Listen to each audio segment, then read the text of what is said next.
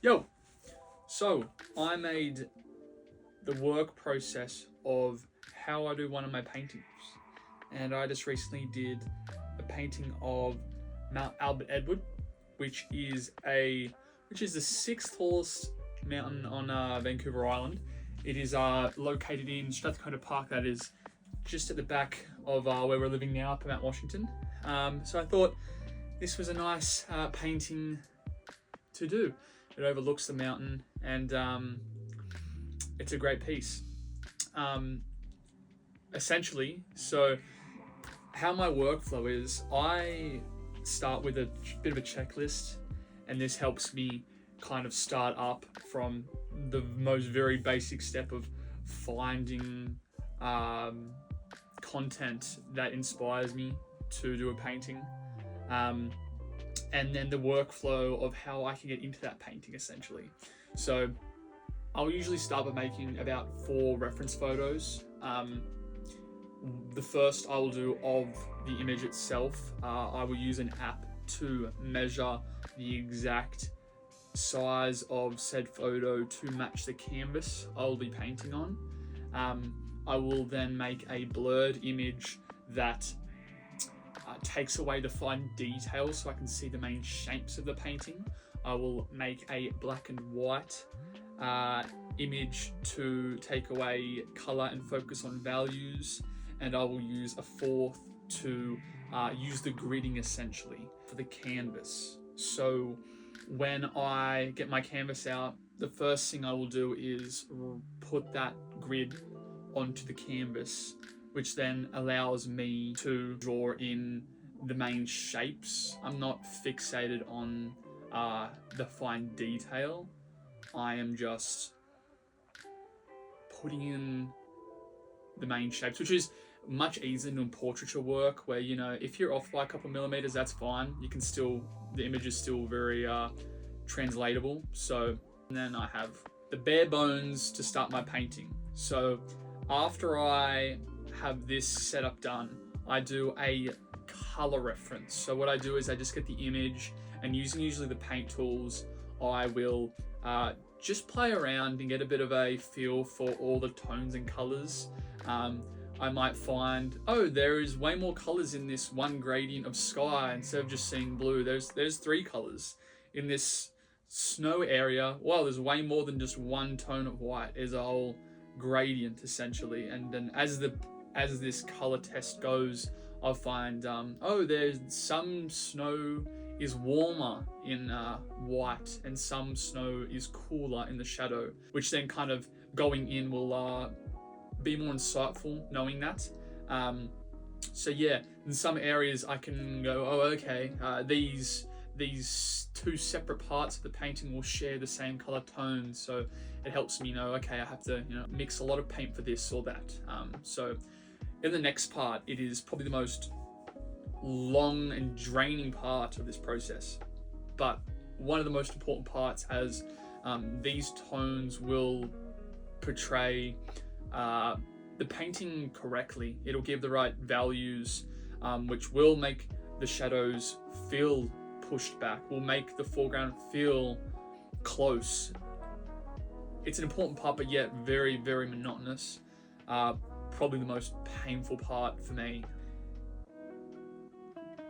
When I'm done that, I will essentially, then using the color study, I will label all the colors in which I mixed. So if a certain color needs to be in a certain place, I can have that as a reference essentially. The next part, I just block in the main shapes.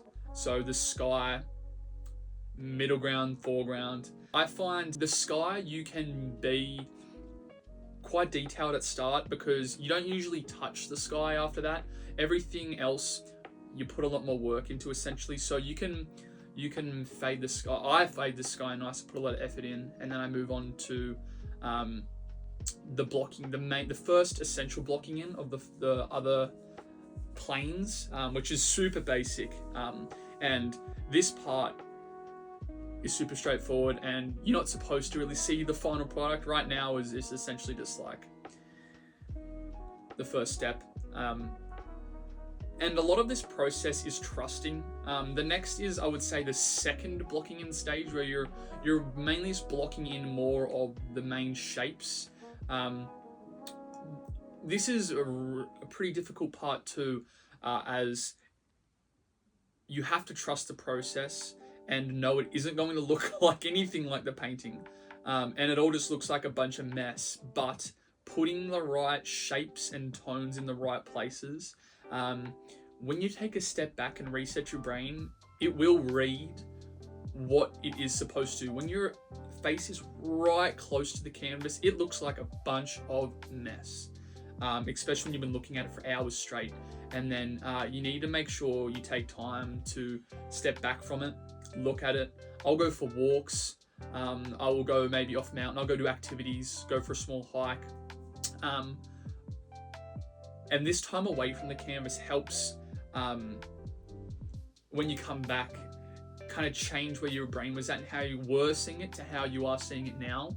But yeah, I struggle. I have waves in this period of not seeing what I'm trying to paint or get across at all. And then I'll go for lunch and come back, and all of a sudden I might start to see the shape of a cliff edge in something I had just been painting for 40 minutes. So I did a lot of this blocking in, and it was very monotonous. It was hard to even film at times, but doing the two, it was difficult. But yeah, I had to sometimes take a good look at it and then come back with an open mind and move on to the next part.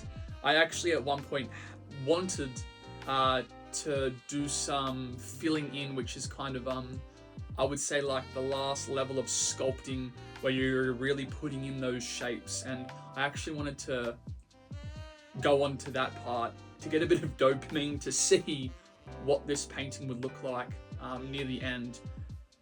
So after I essentially had this little break and it started to really click for me, I went back to the second stage of blocking in, and I essentially filled in the remainder of the canvas. I would say the middle ground and the foreground.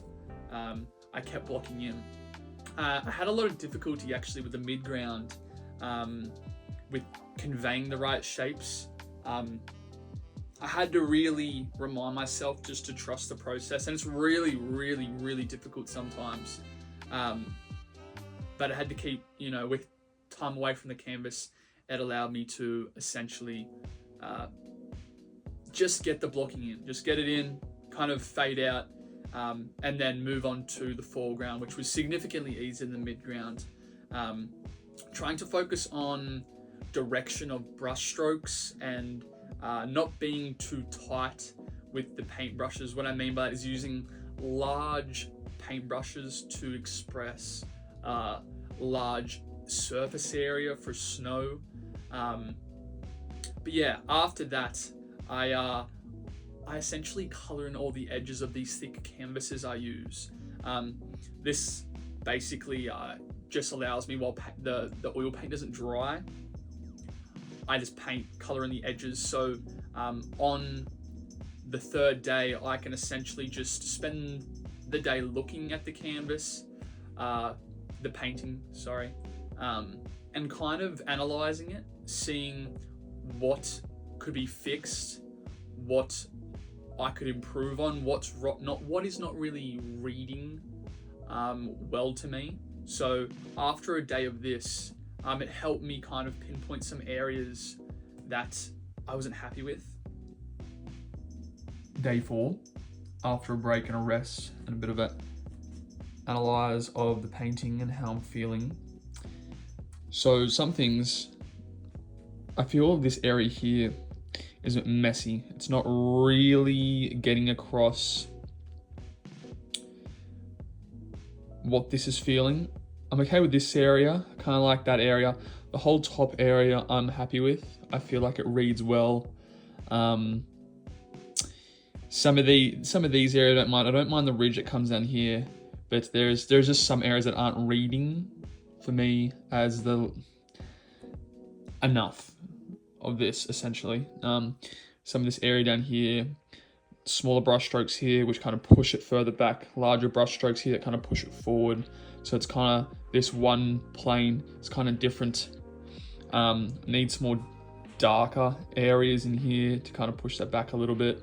And besides that, I want to keep this area somewhat plain for my signature, but this kind of area, there's not much going on. But yeah, I think I need to analyze and look back at values maybe, but that's kind of how I'm feeling after a day's rest. So it took me ages to learn, even with the mistakes. It's okay if you're painting with small amounts of paint to just scrape it off and start again.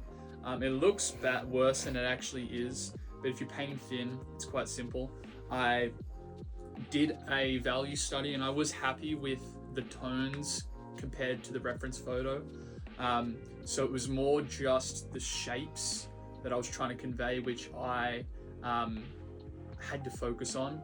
I was really happy with the end product of that, but I just had to focus on a couple of areas with specific brush strokes in directions that would, convey shadows of the mountain and snow that has collected in areas, right? So after that, signature, and that's about it. And this is Mount Albert Edward done. After sitting on those little corrections I needed to do, I just found the brush movement, kind of focusing on the direction of the brush, kind of helped convey a more convincing direction of the snow. I like it more than what it was, for sure. I could pick and sit at this for hours like any painting, but kind of fixed the brush strokes in the foreground, added a bit more depth. And yeah, I added a bit of a nice little playful gust of wind and put some texture in the sky to kind of indicate maybe wind, clouds, and depth, which I like that as the focal piece, as the kind of wind your eye up through the painting. Thought that was nice and fun, kind of get your attention a bit more, which yeah, added a bit of kind of thick expressive brush paints, but I kind of like trying to improve my looseness in painting instead of fixating on every little detail and painting really tightly. So I'm happy with this, and yeah, I'm gonna call that done.